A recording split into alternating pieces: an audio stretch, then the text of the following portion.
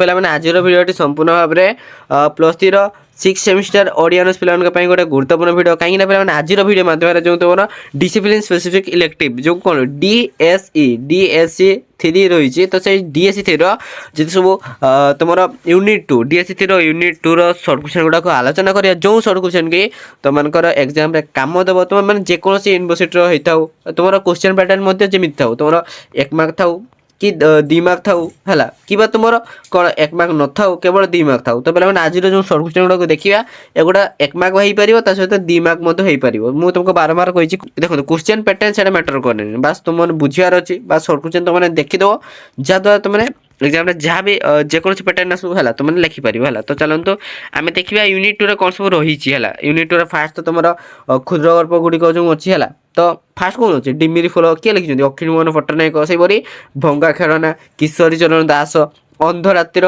सूर्य जोटा कि महापात्र नीलमणि साहू सहित बासी मड़ा से किए लिखिं सुरेंद्र महांती है जो 4टा यूनिट अच्छे आम 4टा सारा यूनिट्र आज गोटे वीडियो माध्यम सबको साधवा तो पे जो पे चैनल नुआ तो चैनल को सब्सक्राइब कर दिंतु तो पे एक्चुअली मोर देह टे भल ना है थंडार किसी कहीपारनी जदि तथापि मु भिडियोटा बनी दूसरी कहीं तुमकर आउ बेसी दिन ना बहुत शीघ्र तुम एग्जाम हो जाऊँगी 3 मास भितर है तेणुक से तुमको भिडियोटा बनइली जदि किसी पढ़ार जदि गोटे 2टा मिस्टेक हो जाए तो क्षमा कर तो चलते भिडियोटी आरंभ करदे फास्ट जो डिमिरी फुल अच्छी अखिल मोहन पट्टनायक से यूनिट रू सब भाव सर्ट क्वेश्चन गुड़ाक आलोचना करिया चलो तो चलते पे देखिए देखो डिमिरी फुल गल्पर गाल्पिक किए और द्वारा रचित 2टी गल्प संकलन नाम लेख तो पे छाती नाम गाल्पिक किए अखिल मोहन पट्टनायक जी की डिमिरी फुल गल्पर गाल्पिक भाव में सुपरिचित द्वारा रचित गल्प संकलन 2टी हूँ गोटे हूँ झड़र इगल ता सहित धरणीय कृष्ण सार और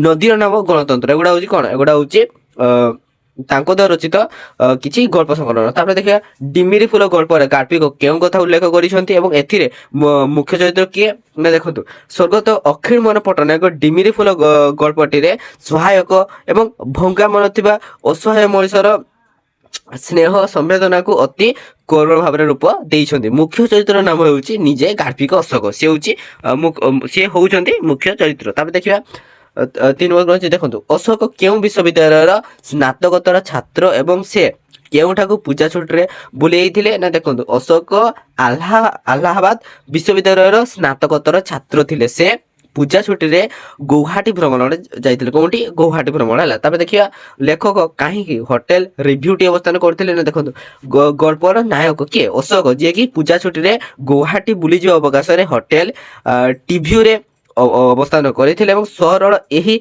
अभिजात संपन्न होटेल को आसवा बाटर वर्षा हेतु रास्ता कड़ गोटे घरे से विश्राम नहीं देखिए 5 नंबर कौन है देख केउ साजसज्जार अटक घर एवं हाँ सॉरी अटक घर एक संभ्रांत परिवार बोली आवास मिलता ना देखो घरटीर बाह्य दृश्य बेस लोभनीय तथा चित्ताकर्षक थिला एवं मसृण मोजाइक युक्त घर चट्टान दक्षिण पटे सीमेंट बाली उपरे कौन राधा तमार इटा सर्वोपरि पोर्सिलिन कुंडरे केतेक दुष्प्राप्य काक्टस साजसज्जार संभ्रांत परिवेशर स्पष्ट सूचना मिलता है देखिए क्यों भली रंगल गाड़ीटी पट्टिकतरे लागिथिला एवं सेथिरु कहार केउ शब्द अशोक को आश्चर्य करथिला ना देखो एक दीर्घ कृष्णकाय गाड़ीटी अशोक ठिया होइतिबा बारंडा को लागि पट्टिकरे लागिथिला एवं गाड़ी भितरे उत्कंठित नारीर शब्द आरे संजय कही पौढ़ भद्र महिला तांको उष्ण अकलेश्वर घर भीतर को नहीं जाइथिले तापर देखिया 7 नंबर बनछि देखो देखो अपरिचित भद्र महिलाटी अशोकंकर पूजारी माध्यम कौन देवाक बरात करिसेंती ना देखो पौढ़ा भद्र महिला अशोक को संजय भाव में संबोधन करिसेंती लेखकंकर सेही भद्र महिला सहित पूर्वर कौन परिचय नथिला सेही भद्र महिला अशोक को संजय भाव पूजारी को जा बदल कौन किछि तो सठी पिला टिके देखा जाउनी तो अभ्यास होता संजय कॉफी बराद करते देखिए पौढ़ा भद्र महिला झीवर नाम कौन थी ना पौढ़ा भद्र महिला झीवर नाम थी कि कौन ना मंजू थी है देखिए पे कौन अच्छे ना संजय भाभी अशोक को भद्र महिला ଝିଅ ବିଷୟରେ କି ମନ୍ତବ୍ୟ ରଖିଥିଲେ ନା ଦେଖନ୍ତୁ, ଝିଅ ମଞ୍ଜୁ ବାହାରେ ରହି ସେ ରିସର୍ଚ୍ଚ କରୁଛି, ଘର କଥା ତାର ମୋଟେ ମନେ ପଡୁନାହିଁ, ଛୁଟିରେ ଆସିବା ପାଇଁ ବାପା ପ୍ଲେନ ଟିକେଟ ପଠାଇଥିଲେ ମଧ୍ୟ ନ ଆସିବା ହେତୁ ବିଷାଦିତ କଥା ସମ୍ପର୍କରେ ମନ୍ତବ୍ୟ ଦେଇଛନ୍ତି। ଭଦ୍ର ମହିଳା ଜଣକ କାହାକୁ ନିଜ ଗାଡିରେ ଟିଭି ହୋଟେଲରେ 24 ନମ୍ବର ରୁମକୁ ଛାଡିବାର ବ୍ୟବସ୍ଥା କରିଥିଲେ ନା ବର୍ଷା କମିଯିବାରୁ ଗାଳ୍ପିକ ଏହିପରି ଗୁମସୁମ ପରିବେଶକୁ ମୁକ୍ତି ଚାହିଁଛନ୍ତି, ଗୁମସୁମ ପରିବେଶରୁ ମୁକ୍ତି ଚାହିଁଛନ୍ତି ଏବଂ ଯିବାକୁ ଉଦ୍ୟତ ହେଲା ବେଳେ ଭଦ୍ର ମହିଳା ନିଜର ସଫାର ଗାଡି ମାନେ କଣ ନିଜର ଯୋଉ ଗାଡିରେ ସେ ଯିବା ଆସିବା କରେ ସେଇ ସଫାର ଗାଡିରେ ସେ ତାକୁ ହୋଟେଲରେ ନେଇକି ଛାଡିଛନ୍ତି। ତା ଦେଖିବା ହେଲା ଦେଖନ୍ତୁ କେତେବେଳେ ଲେଖକ ନିଜକୁ ଭଦ୍ରଲୋକ ପାଖରେ କ୍ଷମା ମାଗିଛନ୍ତି, କେତେବେଳେ ଦେଖନ୍ତୁ ଗାଳ୍ପିକ ବର୍ଷା ଯୋଗୁଁ ଗତ ରାତ୍ରିରେ ଭଦ୍ର ମହିଳାଙ୍କର ଘର ବାରଣ୍ଡାରେ ଅଟକି ଯାଇଥିଲେ ଏବଂ ସେ ଯେ ସଞ୍ଜୟ ନୁହନ୍ତି ଲେଖକ ଅଶୋକ, ଏକଥା ସେ ଗତ ରାତ୍ରିରେ କୌଣସି ପ୍ରକାର ଭଦ୍ର ମହିଳାଙ୍କୁ କହିପାରୁ ନଥିବାରୁ ଆପରାଣ ଭୁଲ ପାଇଁ ସେ କ୍ଷମା ମାଗି ନେଇଥିଲେ ହେଲା। ତ ଦେଖ କଣ ଅଛି ଦେଖନ୍ତୁ, ଭଦ୍ର ମହିଳାଙ୍କର ଏକମାତ୍ର କନ୍ୟା କିଏ ନା ମଞ୍ଜୁଶ୍ରୀ ସହିତ କାହାର ବିବାହ ସ୍ଥିର ହୋଇଥିଲା ନା ଦେଖନ୍ତୁ, ଭଦ୍ର ମହିଳାଙ୍କ ଏକମାତ୍ର କନ୍ୟା ମଞ୍ଜୁଶ୍ରୀ ସହିତ ସଞ୍ଜୟର ବିବାହ ସ୍ଥିର ହୋଇ ସାରିଥିଲା ଏବଂ କିନ୍ତୁ ତାହା ସମ୍ଭବ ହୋଇପାରି ନଥିଲା, କାହିଁକି ନା ଭଦ୍ର ବ୍ୟକ୍ତିଟି ଅଶୋକଙ୍କୁ ସଞ୍ଜୟ ଭୂମିକା ନିର୍ବାହ କରିବା ପାଇଁ ଅନୁରୋଧ କରିଥିଲେ। ତା ଦେଖନ୍ତୁ, this is for Manju mind the trouble, ଏକଥା କିଏ କାହାକୁ କହିଛି ନା ଦେଖନ୍ତୁ, ଏକଥା ପୌଡା ଭଦ୍ର ମହିଳା ଜଣକ ସଞ୍ଜୟ ଭାବି ଅଶୋକ ବା ଗାଳ୍ପିକକୁ ଏୟାରପୋର୍ଟରେ ଭେଟି କହିଥିଲେ। ମଞ୍ଜୁଶ୍ରୀର କିପରି ମୃତ୍ୟୁ ଘଟିଥିଲା ନା ଦେଖନ୍ତୁ, ମଞ୍ଜୁର ଠିକଣା ଅଜଣା ବୋଲି ଅଶୋକଙ୍କ ନିକଟରେ ଭଦ୍ର ବ୍ୟକ୍ତିଟି କହିଥିଲେ, କାରଣ ଥାର୍ଡ ଇୟର ପଢୁଥିବା ବେଳେ ଟ୍ରେନ ଆକ୍ସିଡେଣ୍ଟରେ ତାର ମୃତ୍ୟୁ ହୋଇଥିଲା ଏବଂ ତା ପୂର୍ବରୁ ତାଙ୍କର ସ୍ତ୍ରୀର ମୁଣ୍ଡ ଖରାପ ହୋଇଯାଇଥିଲା, ତେଣୁ ଅଧିକ ଦୁଃଖରୁ ମୁକ୍ତି ପାଇଁ ବାହାନା ଦ୍ୱାରା ତାଙ୍କୁ ମୃତ୍ୟୁ ଖବର ଦିଆଯାଇ ନାହିଁ। ତାପରେ ଦେଖିବା ଭଙ୍ଗା ଖେଳନା ଯୋଉ କିଶୋର ଚନ୍ଦ୍ର ଦାସ ଲେଖିଛନ୍ତି ହେଲା, ସେଇଠୁ ସର୍ଟ କ୍ୱେଶ୍ଚନ ଗୁଡାକ ଚାଲ ଦେଖିବା। ତ ଦେଖନ୍ତୁ ପିଲା କଣ ଅଛି, ଭଙ୍ଗା ଖେଳନା ଗଳ୍ପର ଗାଳ୍ପିକ କିଏ ତାଙ୍କ ଦ୍ୱାରା ରଚିତ ଦୁଇଟି ଗଳ୍ପର ନାମ ଲେଖ। ତ ଦେଖନ୍ତୁ, ସୁନାମଧନ୍ୟ ସାହିତ୍ୟିକ କିଏ ନା କିଶୋର ଚରଣ ଦାସ ଭଙ୍ଗା ଖେଳନା ଗଳ୍ପର ଗାଳ୍ପିକ, ତାଙ୍କର ଲେଖା ଗୁଡିକ ମନୋମୟ ଧର୍ମୀ, ତାଙ୍କର ରଚିତ ଦୁଇଟି ଗଳ୍ପ ଯଥାକ୍ରମେ ଗୋଟେ ହେଲା ଲକ୍ଷ୍ୟ ବିହଙ୍ଗ ଏବଂ ଘୋଳ ବାହୁଡା। ତାପରେ ଦେଖିବା ଗାଳ୍ପିକ କିଶୋରୀ ଚରଣ ଦାସ କେଉଁ ଗଳ୍ପ ନିମନ୍ତେ ଓଡିଶା ସାହିତ୍ୟ ଏକାଡେମୀ ଦ୍ୱାରା ପୁରସ୍କୃତ ହୋଇଛନ୍ତି ନା ଦେଖନ୍ତୁ, କିଶୋରୀ ଚରଣ ଦାସଙ୍କର ବର୍ଣ୍ଣନା ବୈଚିତ୍ର୍ୟ ଓ ଗଭୀର ଭାବାବେଗ ତାଙ୍କର ଗଳ୍ପକୁ ରୁଦ୍ଧିମନ୍ତ କରିଛି। ଗାଳ୍ପିକ କିଶୋରୀ ଚରଣ ଦାସ ଠାକୁର ଘର ଗଳ୍ପ ପାଇଁ ଓଡିଶା ସାହିତ୍ୟ ଏକାଡେମୀ ଦ୍ୱାରା ପୁରସ୍କୃତ ହୋଇଛନ୍ତି। ତାପରେ ଦେଖିବା କଣ ଅଛି ଦେଖ, 10 ବର୍ଷର ଝିଅ ଗୀତା କେତେବେଳେ କେଉଁଠାରେ ବସି ଖରାକୁ ଚାହିଁଛି ନା ବଡଦିନ ଛୁଟିର ଦ୍ୱିପହର ସମୟରେ 10 ବର୍ଷର ଝିଅ ଗୀତା ବାରି ପାହାଚରେ ବସି ଖରାକୁ ଚାହିଁଛି। ବଗିଚାର ଗୋଟିଏ ଫାରରେ ଖଳା ଓ ଅନ୍ୟ ଫାରଟିରେ ଛାଇ, ଗୋଟିଏ ପଟରେ ଫୁଲର ସୁହାସ୍ୟ ବଦନ, ଅନ୍ୟ ପଟରେ ଫୁଲର ବିରସିତ ବଦନ ଦେଖି ତାର ମାନସିକ ପ୍ରତିକ୍ରିୟା ସୃଷ୍ଟି ହୋଇଛି।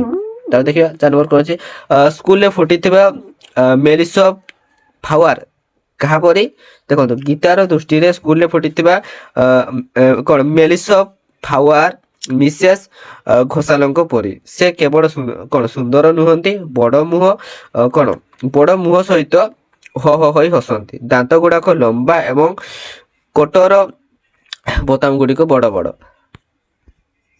କୋଟର ଯୋଉ ବୋତାମ ଗୁଡିକ ଥିଲା ତା ବଡ ଥିଲା। ତାକୁ ଦେଖିବା କଣ ଅଛି ହେଲା, ଦେଖନ୍ତୁ ମୋଟା ଗରା ପାପୁଲିରେ କିଏ ଟେବୁଲ ଭାଡାଇ କଣ କହନ୍ତି, ମିସେସ୍ ଘୋଷାଲ ମୋଟା ଗରା ପାପୁଲିରେ ଟେବୁଲ ଭାଡାନ୍ତି ଆଉ ରାଗି ଯାଇ ଷ୍ଟପ୍ ଟକିଂ କହନ୍ତି, ଯାହାକି ଗୀତାର ମାନସିକ ପ୍ରତିକ୍ରିୟାରେ ସ୍ଥାନ ପାଇଛି। ଭଙ୍ଗା ଖେଳନା କ୍ଷୁଦ୍ର ଗଳ୍ପଟି କେଉଁ ଗଳ୍ପ ଭାବରେ ପରିଚିତ, ଦେଖନ୍ତୁ ଭଙ୍ଗା ଖେଳନା କ୍ଷୁଦ୍ର ଗଳ୍ପଟି ଏକ ପ୍ରତୀକାତ୍ମକ କ୍ଷୁଦ୍ର ଗଳ୍ପ ଭାବରେ ପରିଚିତ। ଉକ୍ତ ଗଳ୍ପରେ ଗାଳ୍ପିକ ଗୀତା ଜରିଆରେ ସୁନ୍ଦର ଭାବରେ ମାନସିକ ବିଶ୍ଳେଷଣ କରିଛନ୍ତି। କାହାକୁ କେନ୍ଦ୍ର କରି ଏକ ମଳିନ ଅପରାହ୍ନରେ ଗୀତା ଏକ ବିରାଟ ପରିବର୍ତ୍ତନ ଲକ୍ଷ୍ୟ ହୋଇଛି। ଗଳ୍ପ ନାୟିକା କିଶୋରୀ ଗୀତା ବାପା ବୋଉକୁ କେନ୍ଦ୍ର କରି ମଳିନ ଅପରାହ୍ନରେ ସୌନ୍ଦର୍ଯ୍ୟ ଭିତରେ ଏକ ବିରାଟ ପରିବର୍ତ୍ତନକୁ ଲକ୍ଷ୍ୟ କରିଛନ୍ତି। ତାପରେ ଦେଖିବେ 8 ନମ୍ବରରେ କଣ ଅଛି, ରାଗି ବୋଉକୁ ଶାନ୍ତ କରିବା ପାଇଁ ଗୀତା ମନରେ କେଉଁ ଭାବାନ୍ତର ଜାତ ହୋଇଛି ନା ଗୀତା ମନ ମଧ୍ୟରେ ପ୍ରାକୃତିକ ଶୋଭା ସହ ଭାବନାର ସୁଅ ଖେରି ଯାଇଛି। ତାଙ୍କର ବଗିଚାର ଡାହାଣ କଡ଼ରେ ପ୍ରଧାନ ଘରବାଡ଼ିକୁ ଲାଗି ପାଣି ନାଳ ବହି ଯାଉଛି। ନାଳ ପାଖରେ ଥିବା ପଥର ଗୁଡ଼ିକ ସକାଳର ସୂର୍ଯ୍ୟ କିରଣ ପଡ଼ି ହୀରା ଭରି ଦୂରକୁ ଚିକ୍ ଚିକ୍ ଦେଖାଯାଉଛି। ମାଷ୍ଟେ କହିଥିବା କଥା ଅନୁସାରେ ହୀରା କ'ଣ ହୀରା ଦମିକା ଧାତୁ। ସେହି ହୀରା ଅନ୍ଧାରରେ ଚକ୍ ଚକ୍ ରୂପେ ଆଲୁଅ ସୃଷ୍ଟି କରେ। ସେହି ପଥରକୁ ଆଣି ଗୋଲ ଗୋଲ କରି କାଟି ଗୋଟିଏ କ'ଣ ଗୋଟିଏ ହୀରା କରି ବୋଉକୁ ଦେଲେ ସେ ଖୁସି ହେବା ସହିତ ବାପାଙ୍କୁ ଦେଖାଇବ, ସେମାନେ ଆନନ୍ଦିତ ହେବେ। ତାପରେ ଦେଖିବା 9 ନମ୍ବର କ'ଣ ଅଛି ଦେଖନ୍ତୁ। ବୋଉର ମନୋଭାବକୁ ନେଇ ଗୀତା କିପରି ଅନୁଭବ କରିଛି? ବୋଉର ଚାଲିଚଳଣିକୁ କମଳମତୀ କିଶୋରୀ ଗୀତା ମନରେ ନାନା ଭାବାନ୍ତର ଦେଖାଦେଇଛି। ବୋଉର ଆଚରଣ ଉଚ୍ଚାରଣ ପୂର୍ବପରି ନଥିଲା ବୋଲି ଅନୁମାନ କରିଛି।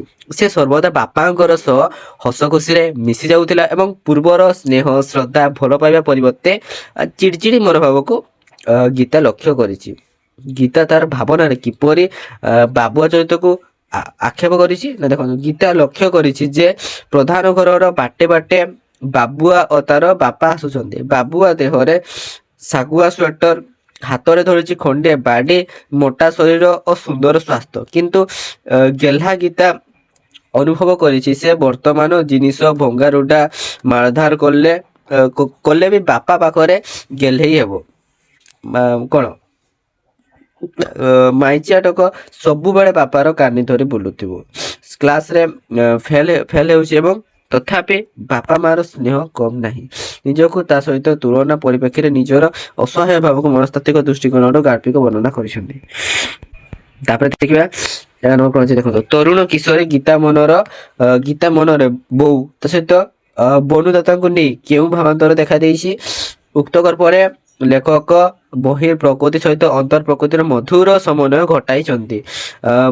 ଦେଖନ୍ତୁ, ବୋଉ ବାଡ଼ିରେ ଲଙ୍କା ମରିଚ ତୋଳିବା ପାଇଁ ଅନୁଦାତାଙ୍କର ସହିତ ହସି ହସି କଥା ହେବା ଏବଂ ପାଖକୁ ଚାଲିବାର ଦୃଶ୍ୟରେ ଗୀତାର ଭାବାନ୍ତର ଜନ୍ମ ନେଇଛି। ଅନୁଦାତା ଏବଂ ବୋଉକୁ ନେଇ ଗୀତା ମନରେ ନାନା ଭାବନାର ଅନ୍ତ ନାହିଁ। ଗୀତା ବୋଉର ବର୍ତ୍ତମାନର ସ୍ୱରୂପକୁ କିପରି ଦେଖିଛି? ଦାଣ୍ଡ ଘରକୁ ଯିବା ବାଟରେ ଗୀତାକୁ ଧରି ବୋଉ ଛିଡ଼ା ହୋଇଛି। ଦାଣ୍ଡ ଘରେ ଆଲୁଅ ଜଳିଛି। କାନ୍ଥରେ କ'ଣ ଫାଳେ ଟଙ୍ଗା ହୋଇଛି। ତା ସହିତ ବୋଉ ହସୁନଥିଲା। ଗୀତାର ମନରେ ଅତୀତର ସ୍ମୃତି ପ୍ରତିଫଳିତ ହୋଇଛି। ପବନର ଅନ୍ଧାର ଥରୁଛି, କଥା କହୁଛି, କିନ୍ତୁ ଆଲୁଅରେ କାହିଁକି କିଛି ହେଉନାହିଁ। ବୋଉ ଆଲୁଅରେ ଖୁଣ୍ଟ ପରି ଠିଆ ହୋଇଛି। ସେଇଠି ପବନ ଯାଉନାହିଁ। ପବନ ଯଦି ସେଠିକି ଆସନ୍ତା ବୋଉର ମୁଣ୍ଡବାର ଫୁରୁଫୁରୁ ହୋଇ କ'ଣ ଉଡ଼ି ଉଠନ୍ତା। ସେ ହସନ୍ତା କିନ୍ତୁ ରାଗନ୍ତା ନାହିଁ। ଗୀତା ମନରେ ସୂକ୍ଷ୍ମ ଭାବନା ସ୍ଥାନ ପାଇଛି ଓ ମାନସିକ ଗ୍ଲାନି ଅତ୍ୟନ୍ତ ମର୍ମସ୍ପର୍ଶୀ। ତ ପିଲାମାନେ ଏଟା ସରିଗଲା। ତାପରେ ନେକ୍ସଟ ୟୁନିଟକୁ ଯିବା। ତାପରେ ପିଲାମାନେ ଯୋଉ ତୁମର କ୍ଷୁଦ୍ର ଗଳ୍ପ ଅଛି ଅନ୍ଧରାତ୍ରିରେ ସୂର୍ଯ୍ୟ, କିଏ ଲେଖିଛନ୍ତି? ମହାପାତ୍ର ନୀଳମଣି ସାହୁ। ହେଲା, ତାଙ୍କର ଯୋଉ କ୍ଷୁଦ୍ର ଗଳ୍ପର ଆମେ ସବୁ ସର୍ଟ କ୍ୱେଶ୍ଚନ ଗୁଡାକ ଚାଲନ୍ତୁ ଆଲୋଚନା କରିବା। ହେଲା, ଦେଖନ୍ତୁ, ଅନ୍ଧରାତ୍ରିର ସୂର୍ଯ୍ୟ ଗଳ୍ପର ଗାଳ୍ପିକ କିଏ ଓ ତାଙ୍କ ଦ୍ୱାରା ରଚିତ କେଉଁ ପୁସ୍ତକ ସାରଳା ପୁରସ୍କାରରେ ପୁରସ୍କୃତ ହୋଇଛି? ଦେଖନ୍ତୁ, କଥାକାର ମହାପାତ୍ର ନୀଳମଣି ସାହୁ ଅନ୍ଧରାତ୍ରିର ସୂର୍ଯ୍ୟ ଗଳ୍ପର ଗାଳ୍ପିକ ଅଟନ୍ତି। ଅଭିଶପ୍ତ ଗନ୍ଧର୍ବ ପୁସ୍ତକ ପାଇଁ ସେ କେତେରେ 1983 ମସିହାରେ ସାରଳା ପୁରସ୍କାର ପାଇଥିଲେ। ହେଲା, ତାର ଦେଖିବା ମୃତ୍ୟୁଞ୍ଜୟ ବାବୁ ବିସ୍କେଟ ଧରି କେଉଁଠିକି ବାହାରିଥିଲେ? ନା ଦେଖନ୍ତୁ, ମୃତ୍ୟୁଞ୍ଜୟ ବାବୁ ଘରଣୀଙ୍କର ସଉଦା ତାଲିକା ମୁତାବକ ବଜାର ସଉଦା କିଣିବାକୁ ବିସ୍କେଟ ଧରି ବଜାରକୁ ବାହାରିଥିଲେ। ମୃତ୍ୟୁଞ୍ଜୟ ବାବୁ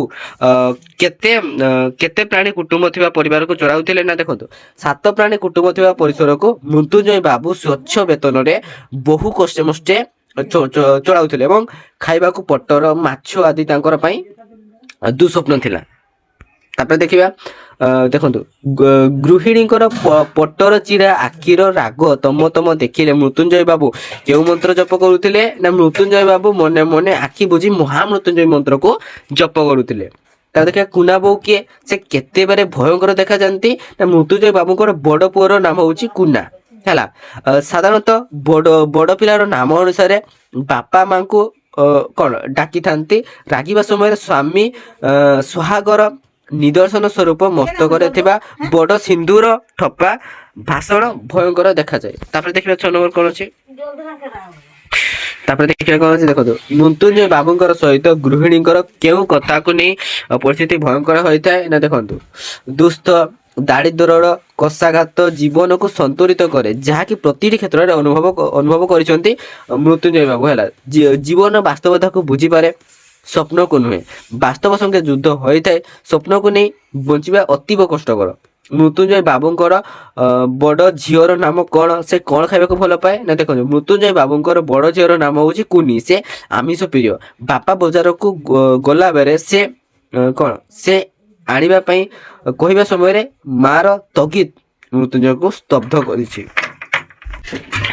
ତାପରେ ଦେଖିବା ଦେଖନ୍ତୁ, ମୃତ୍ୟୁଞ୍ଜୟ ବାବୁ ବଜାରକୁ ଯିବା ସମୟରେ ବାତ୍ୟାର ଆଶଙ୍କା କରି କାହାକୁ ଘରକୁ ଯିବାକୁ ନିର୍ଦ୍ଦେଶ ଦେଇଥିଲେ ନା ଦେଖନ୍ତୁ, ପୁଲିସଙ୍କର ପେରେଡ ପଡ଼ିଆରେ ତାଙ୍କର କିଏ ନା ବଡ଼ ପୁଅ କୁନା ଗୋଟେ ସାଇକେଲ ଟାୟାର ଧରି ଖେଳୁଥିବା ସମୟରେ ବାତ୍ୟା ହେବାର ଆଶଙ୍କା ଦେଖିକରି ପୁଅକୁ ଘର ଅଭିମୁଖେ ପଠାଇ ବଜାରକୁ ଯାତ୍ରା ଆରମ୍ଭ କରିଥିଲେ।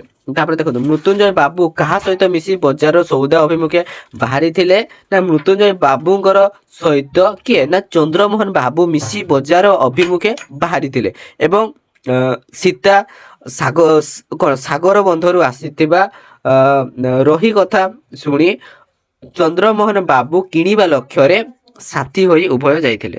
ତାପରେ ଦେଖିବା 10 ନମ୍ବର କଣ ଅଛି, ମୃତ୍ୟୁଞ୍ଜୟ ବାବୁଙ୍କ ପାଇଁ କାହିଁକି ରହି 7 ସ୍ୱପ୍ନ ଦେଖିଥିଲା ନା ଦେଖନ୍ତୁ, ସୀତା ସାଗର ବନ୍ଧରୁ ଆସିଥିବା ରହି ମାଛ ଦାମ 7-8 ଟଙ୍କା ହୋଇଥିବାରୁ ଅଳ୍ପ ଦରମାରେ ଖାଇବା ମୃତ୍ୟୁଞ୍ଜୟ ବାବୁଙ୍କର ସ୍ୱପ୍ନ ପାଲଟି ଥିଲା।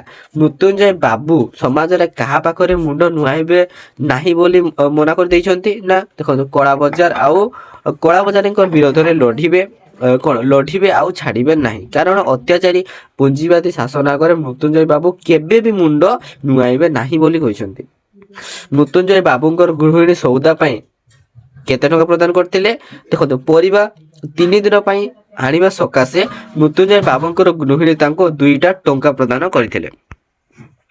ତାପରେ ଦେଖିବା ଦେଖନ୍ତୁ, ଗାଳ୍ପିକଙ୍କର ଦୃଷ୍ଟିରେ ଚନ୍ଦ୍ରମୋହନ ବାବୁଙ୍କର ସ୍ୱଭାବ ସୁଲଭ ଆବେଗପୂର୍ଣ୍ଣ କଣ୍ଠରେ ଦେବଶିଶୁ ସମ୍ପର୍କରେ କଣ କହିଛନ୍ତି ନା ଦେଖନ୍ତୁ, ପୃଥିବୀରେ ହଜାର ହଜାର ବର୍ଷ ଧରି ବହୁ ସାଧୁମୁନି ମହାତ୍ମା ଜନ୍ମ ନେଲେ, ତା ସହିତ ପର ଲାଗି ଈଶ୍ୱରଙ୍କର ଲାଗି ସେମାନେ ଜୀବନ ଦାନ କରି ଯାଇଛନ୍ତି। ସ୍ୱର୍ଗର ଆଲୁଅକୁ ପୃଥିବୀକୁ ଉତାରି ଆଣିଛନ୍ତି। ସେମାନେ ଦେବଦୂତ, ଦେବଶିଶୁ ସ୍ୱୟଂ ଈଶ୍ୱରଙ୍କର ଅବତାର, ମାତ୍ର ସାଧାରଣ ମନୁଷ୍ୟ ସଭ୍ୟତାର କ୍ରମ ବିକାଶରେ ବୁଦ୍ଧ, ଖ୍ରୀଷ୍ଟ, ତା ସହିତ ଚୈତନ୍ୟ, କନଫୁସିୟସ, ମହମ୍ମଦ, ରାମ, କୃଷ୍ଣ ଏବଂ ଶ୍ରୀ ଅରବିନ୍ଦଙ୍କର ଆବିର୍ଭାବ ହୋଇଥିଲା।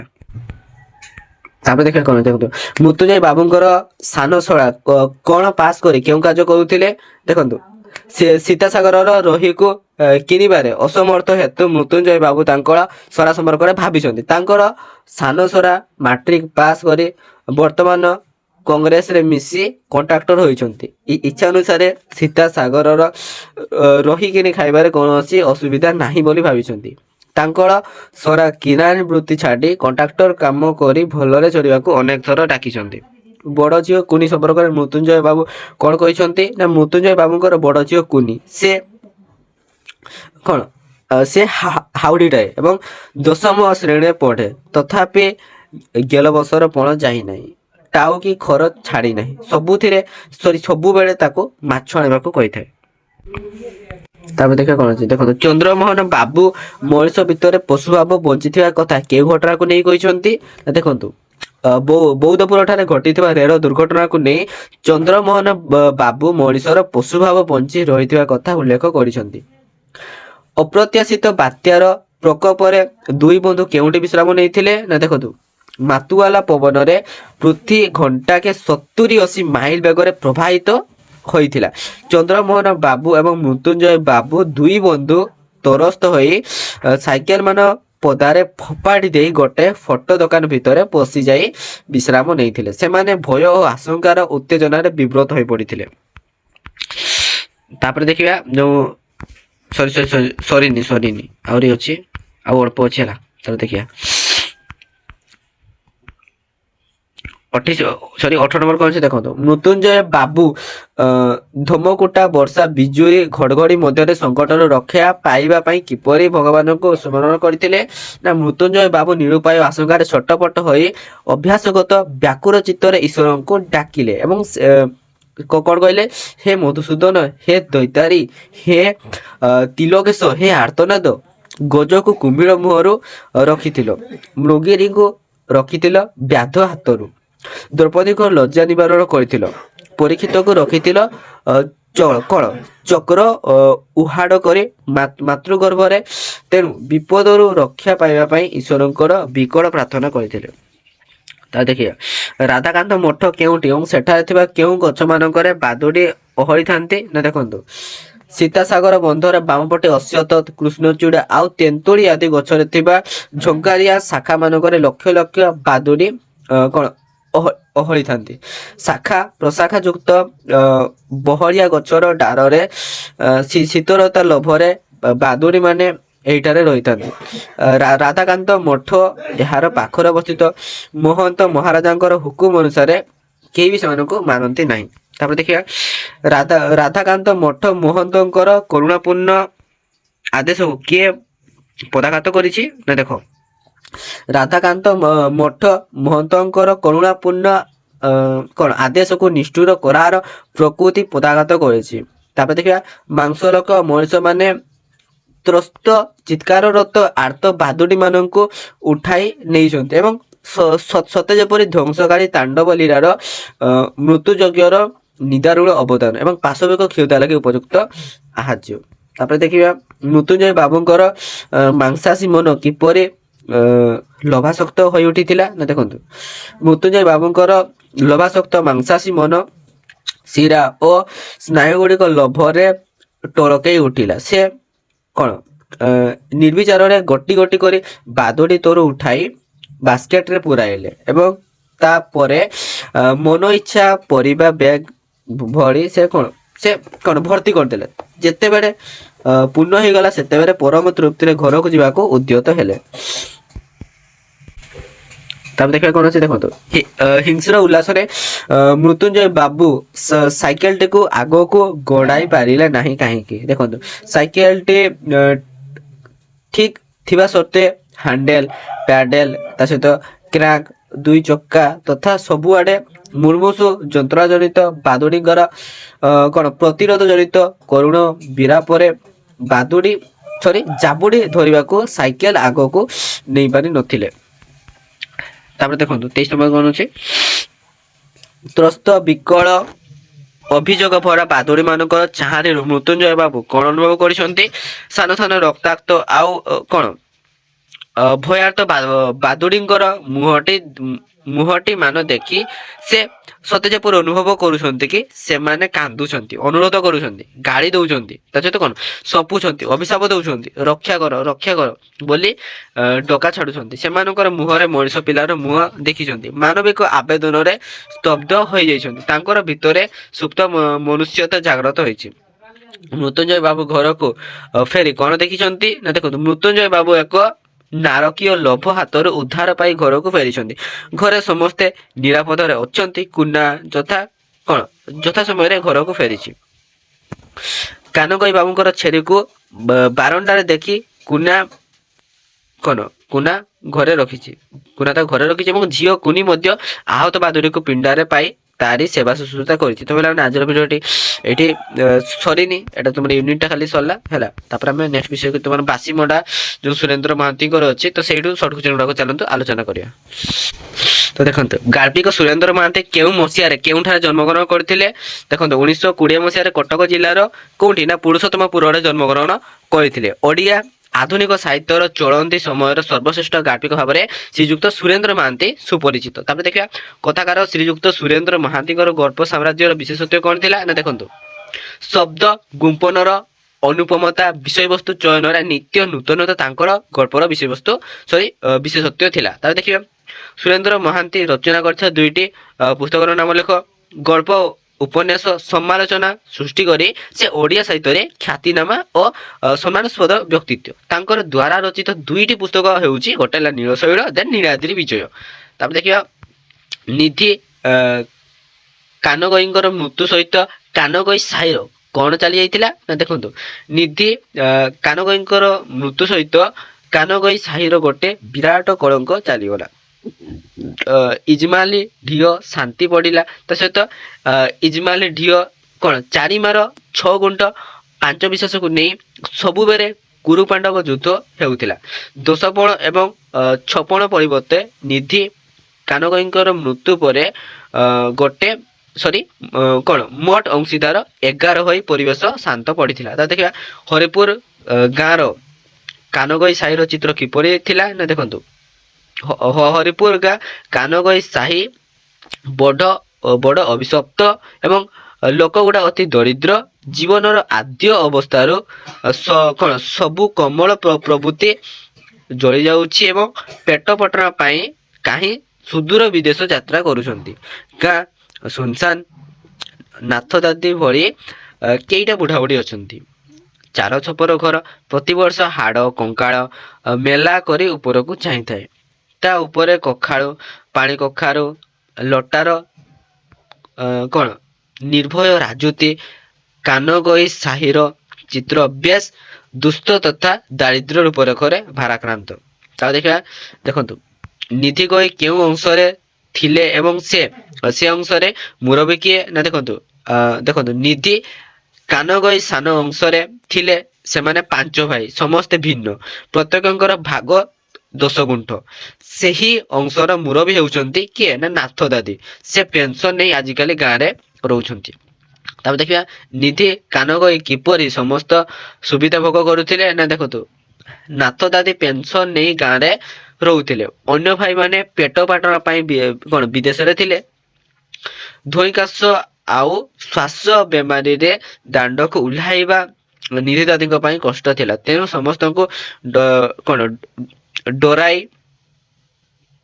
ଦବାଇ ଠେଙ୍ଗା ଉଞ୍ଚେଇ 2 ଅକ୍ଷରେ ସଦି ନିଜେ ଯାହା ପାରନ୍ତି ସବୁ ଭୋଗ କରିଥାନ୍ତି। ୱାର୍ଡ ମେମ୍ବରଙ୍କର ୱାର୍ଡ ମେହେନ୍ତଙ୍କର କିଏ ତାର ପୋଷାକ କିପରି କଣ ଶଙ୍କର ଗରଡ ୱାର୍ଡ ମେହେନ୍ତର ଥିଲା ଯେ କି ନେରିକନାର ହାଫ ପ୍ୟାଣ୍ଟ ଏବଂ ଦେହରେ ସେହି ରଙ୍ଗର ଖଣ୍ଡେ ଫତେଇ। ଶଙ୍କର ଗରଡ ପଡ଼ିଥିବା ନିଧି କାନଗୋଇଙ୍କର ଶବକୁ ନେଇ କଣ ଭାବିଥିଲା ଦେଖନ୍ତୁ 30 ନମ୍ବର ବେଡରେ ମରିଥିବା ଲୋକଟି ଦୂର ମଫସଲ ଗାଁର ପାଖରେ କେହି ନଥିଲେ। ସେ କଣ ବେୱାରିଶ ଲାଶ ନେବାକୁ କେହି ବି ହୁଏତ ଆସିବେ ନାହିଁ ଏବଂ ଅନାଟମୀ ବାଲା ଲାଶଟାକୁ ନ ନେଲେ ସେ 200 ଟଙ୍କାରେ ହାଡ଼ ସବୁ ବିକ୍ରି କରି ଲାଭବାନ ହୁଅନ୍ତା ବୋଲି ଭାବିଥିଲା। ତାପରେ ଦେଖିବା ନିଧି କାନଗୋଇଙ୍କର ପରିବାର କହିଲେ କେଉଁମାନଙ୍କୁ ନେଇ ଗଠିତ ହୋଇଥାଏ ନା ଦେଖନ୍ତୁ ଘୁଷୁରୀ ବେକରେ ମଲ୍ଲିମାର ପରି ନିଧି କାନଗୋଇଙ୍କର ପତ୍ନୀ ଥିଲେ କଣ ଲକ୍ଷ୍ମୀ ସ୍ୱରୂପା ଏବଂ କାନଗୋଇଙ୍କର ଲକ୍ଷ୍ମୀ ଛଡ଼ା ସଂସାରକୁ ଆସି ମାଡ଼ ଖାଇ ଖାଇ ମରିଲେ। 2 ପୁଅ 1 ଝିଅ। ବଡ଼ ପୁଅ ମାଧବ ମାଡ଼ ଖାଇ ସବୁଦିନ ପାଇଁ ଗାଁ ଛାଡ଼ିଛି। ସାନ ପୁଅ ବୈଦ ମାଛ ଧରେ। ରାତିରେ ଯାହା ବାଡ଼ିରୁ ପାରେ ତାହା ବାଡ଼ିରୁ କଦଳୀ ପଣସ ଚୋରି କରେ। ପାନ ବେପାର କରେ। ଝିଅ ସାରି 9 ବର୍ଷର ଏବଂ ବାପା ଓ ଭାଇଙ୍କର ଅଶ୍ରାବ୍ୟ ଗାଳି ଶୁଣି ଜୀବନ କଟାଉଛି। ଶ୍ରୀହୀନ ଦରିଦ୍ର ନିର୍ମମ ଭାବରେ ସମୟ କାଟୁଛି। ନିଧି କାନଗୋଇ କେଉଁ କାରଣରୁ ଅସୁସ୍ଥ ହୋଇ ଘରେ ପଡ଼ି ରହିଥିଲେ। କାର୍ତ୍ତିକ ମାସରେ ଜ୍ୱର ହୋଇଥିଲା ଏବଂ ଜ୍ୱର କାରଣରୁ ଦେହଟା ଫୁଲି ଯାଇଥିଲେ। ଜ୍ୱର ଛାଡ଼ିଗଲା ପରେ ହଳଦିଆ ଦିଶୁଛି। ମୁହଁ ଫୁଲି ଆଖି 2ଟି ଦିଶୁନାହିଁ। ପେଟଟା ଫୁଲି ଯାଇଛି ଗୋଟିଏ ଛୋଟିଆ ଅଳିଆ ପଡ଼ି। ଗୋଡ଼ ହାତ ବାଉଁଶ ନଳି ପରି ସରୁ। ଖଣ୍ଡିଆ ବାଡ଼ି ଧରି ଉଠିବାକୁ ଚେଷ୍ଟା କଲେ ବି ଉଠି ପାରୁନାହାନ୍ତି। ତ ପିଲାମାନେ ଏଗୁଡ଼ା ତମର ଥିଲା ଏଗୁଡ଼ା ମୁଁ ଟିକେ ଛାଡ଼ି ଦେଇଥିଲି ତ ତଳକୁ ମୁଁ ପଢ଼ିଥିଲି ହେଲା। ତ ଏଗୁଡ଼ା ଚାଲ ବର୍ତ୍ତମାନ ହେଲେ ଦେଖ କେଉଁ ପୁସ୍ତକ ପାଇଁ ସୁରେନ୍ଦ୍ର ମହାନ୍ତି କେନ୍ଦ୍ର ଏକାଡେମୀ ପୁରସ୍କାର ପାଇବା ଯୋଗ୍ୟ ହୋଇଛନ୍ତି ନା ନୀଳଶୈର ଉପନ୍ୟାସ ପାଇଁ ଶ୍ରୀଯୁକ୍ତ ସୁରେନ୍ଦ୍ର ମହାନ୍ତି କେନ୍ଦ୍ର ସାହିତ୍ୟ ଏକାଡେମୀ ପୁରସ୍କାର ପାଇବାରେ ଯୋଗ୍ୟ ବିବେଚିତ ହୋଇଛନ୍ତି। ସୁରେନ୍ଦ୍ର ମହାନ୍ତିଙ୍କର ସୃଷ୍ଟି ସମ୍ଭାର କେଉଁ ବିଷୟକୁ ନେଇ ଗୌରବ ଅର୍ଜନ କରିଛି ନା ଦେଖନ୍ତୁ କ୍ଷମତା ତୃପ୍ତ ରାଜନୀତି ମଣିଷର ଭ୍ରାନ୍ତ ଅହଙ୍କାର ବୋଧ ଓ ସ୍ୱାଧୀନତାର ବହୁଦା ବିକ୍ଷୁବ୍ଧ ଭାରତୀୟ ଜନଜୀବନ ସେ ଗଭୀର ଅନୁଧ୍ୟାନ କରି ତାଙ୍କର କଣ କଥା ସାହିତ୍ୟ ମାନଙ୍କର ପ୍ରକାଶ କରିଛନ୍ତି। ନିଧି କାନଗଈଙ୍କର ମୁଣ୍ଡା କେଉଁଠାରେ ପଡି ରହିଥିଲା ନା ଦେଖନ୍ତୁ ମେଡିକାଲ ୱାର୍ଡ ବାରଣ୍ଡାର ଗୋଟିଏ ଦୁର୍ଗନ୍ଧ ସନ୍ତସନ୍ତିଆ ଅନ୍ଧକାର କରରେ ଖଣ୍ଡେ ଛିଣ୍ଡା କମରରେ କଣ ଗୁଡାକୁ ହୋଇ ନିଧି କାନଗଈଙ୍କର ମୁଣ୍ଡା ପଡି ରହିଥିଲା। ବଡ ଡାକ୍ତରଖାନାରେ ମୋଢା ପଡି ରହିବା ସମ୍ପର୍କରେ କେଉଁ ନିୟମ ଥିଲା ନା ଦେଖନ୍ତୁ ଯେକୌଣସି ବ୍ୟକ୍ତି ଡାକ୍ତରଖାନାରେ ମୃତ୍ୟୁବରଣ କଲେ ତାର ମୋଢା ରାତିଟା ପାଇଁ କେବଳ ପଡି ରହିବା ପରେ ଅନୁମତି ମିଳିଛି। ସକାଳୁ ମୋଢା ନ ଆସିଲେ କଣ ମେହେନ୍ତର ଉଠାଇ ନବ, ଏହା ହିଁ ଡାକ୍ତରଖାନାର ନିୟମ ଥିଲା। ତାହେଲେ ଦେଖିବା ଦେଖନ୍ତୁ ନିଧି କାନଗଈଙ୍କର ମୋଡା ମେଡିକାଲ ବାରଣ୍ଡାରେ ପଡି ରହିଥିବା ବେଳେ ବାହ୍ୟ ପରିବେଶ କିପରି ଥିଲା ଦେଖନ୍ତୁ ଜନ୍ମାଷ୍ଟମୀ ରାତ୍ରିର ମେଦୁର ଆକାଶ ସେଦିନ ବେଶ ଭୟଙ୍କର ଥିଲା। ତିନି ମେଘ ଏକାଠି ହୋଇ ନିରକ୍ତ ବର୍ଷା କରି କଣ କରି ଚାଲିଥିଲେ। ସନ୍ଧ୍ୟା ବେଳୁ ଆକାଶରେ ଝଡ ଉଠିଛି। କଳା କିଟକିଟ ଅନ୍ଧାରରେ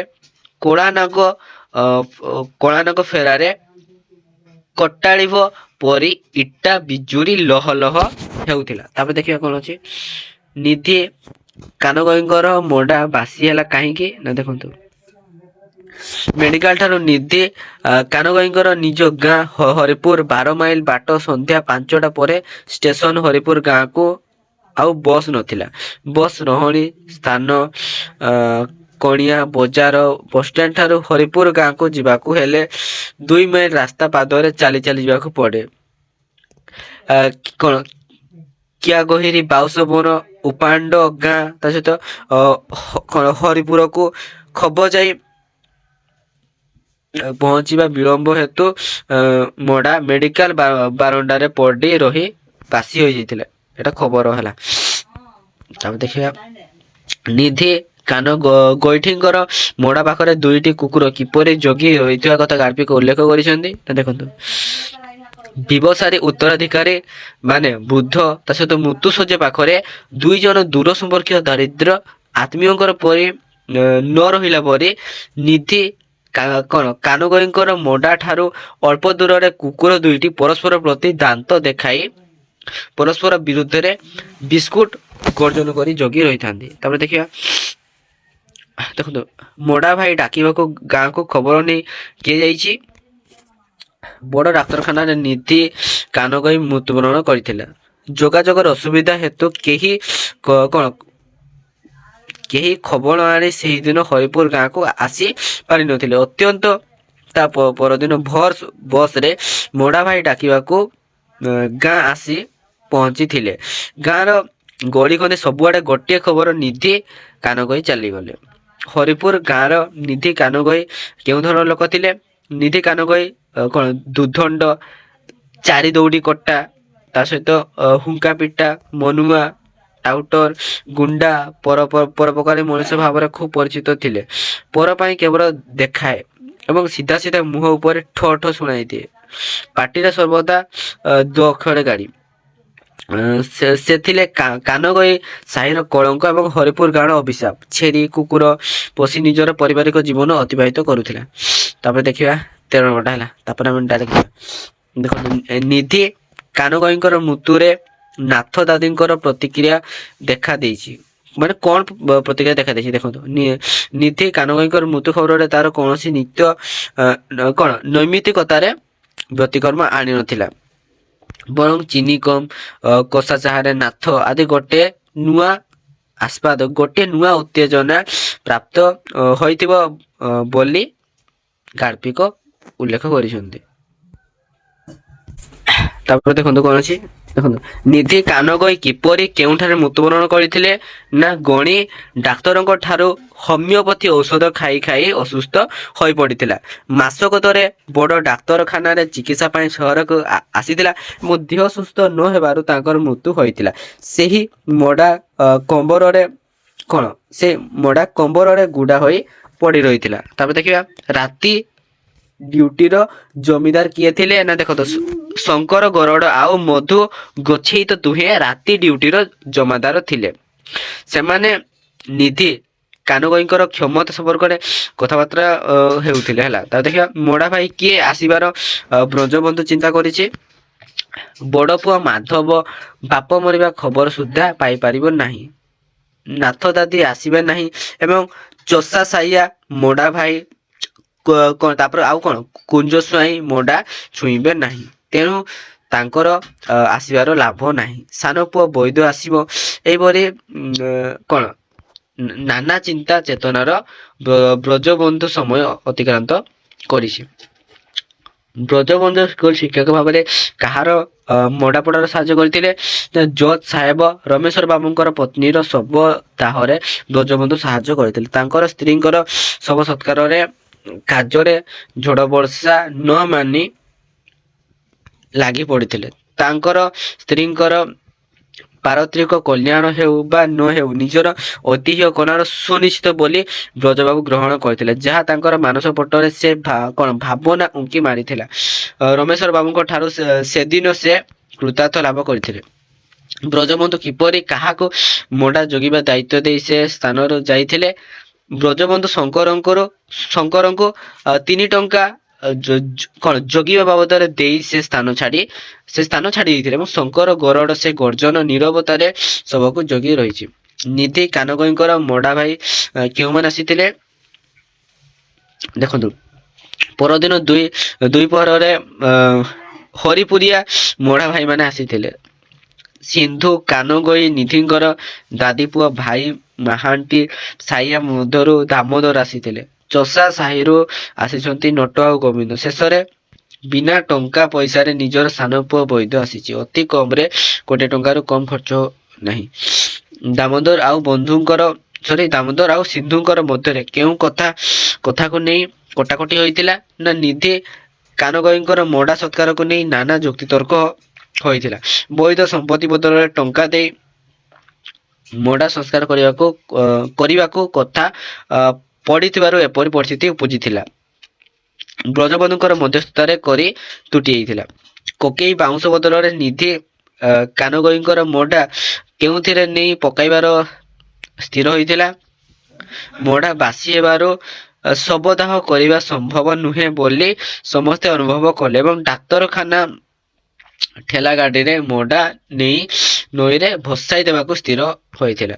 ତାପରେ ଦେଖିବା ନିଧି କାନଗୋଇଙ୍କର ମୋଡ଼ା କୁକୁରଙ୍କର କଣ ଦୌରାତ୍ମ୍ୟରୁ ୱାର୍ଡ ଡାକ୍ତର କେଉଁଠାକୁ ନେଇଥିଲେ? ଦେଖନ୍ତୁ ରାତି ପାହାନ୍ତରୁ ଦୋରେ କୁକୁର ମୋଡ଼ା ଉପରକୁ କମ୍ବରଟା ଟାଣି କାମୁଡ଼ା କାମୁଡ଼ି ଲଗାଇବାରୁ ମେହେନ୍ତଙ୍କର ହାତରେ ଲାଶ ଉଠାଇ ମର୍ଗକୁ ନେଇ ଫର୍ମାଲିନ ଦେଇ ଡି ସେକ୍ସନ ପାଇଁ ଫିକ୍ସ ହୋଇଥିଲା। ନିଧି କାନଗୋଇଙ୍କର ଲାଶକୁ ବ୍ରଜବନ୍ଧୁ କିପରି ବାହାରକୁ ଆଣିବାକୁ ସମର୍ଥ ହୋଇଥିଲେ?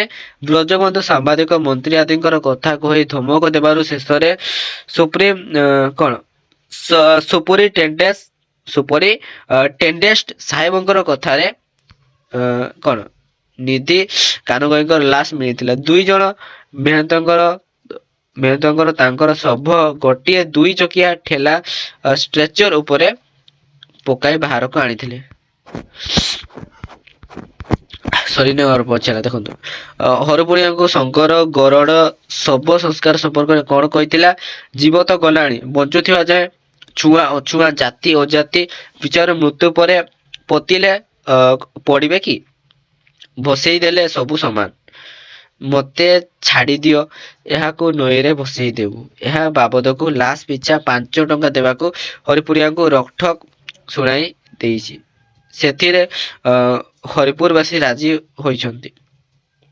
ବ୍ରଜବନ୍ଧୁ ପକେଟରୁ କେତେ ଟଙ୍କା କାହାକୁ ଦେଇ ଶବ ଭସାଇବା କଥା କହିଛି? ନା ବ୍ରଜବନ୍ଧୁ ପକେଟରୁ 5 ଟଙ୍କିଆ ନୋଟ ଖଣ୍ଡେ କାଢି ଶଙ୍କର ହାତରେ ଦେଇ ଶବକୁ ବେଶୀ ପାଣିରେ ଭସାଇ ଦେବାକୁ କହିଛନ୍ତି। ନିଧି କାନଗୋଇଙ୍କର ମୋଡ଼ାରେ ଶେଷରେ କଣ ଦେବାକୁ ବ୍ରଜ କାହାକୁ କହିଛନ୍ତି? ନା ବାପାଙ୍କର ଶବ ମୁହଁରେ ମୁଠାଏ ମାଟି ଦେବାକୁ ବ୍ରଜବନ୍ଧୁ ପୁଅ ବୈଦଙ୍କୁ କହିଛନ୍ତି। ଶେଷରେ ମେହେନ୍ତର କେଉଁ ଆଡେ ଷ୍ଟ୍ରେଚର ଗଡାଇ ଦେଇଥିଲା? ଦେଖନ୍ତୁ ଏତେ ଦିନ ପରେ ଗୋଟେ ମୋଡ଼ା ମିଳିଥିବାରୁ ହାଡ଼ ବିକି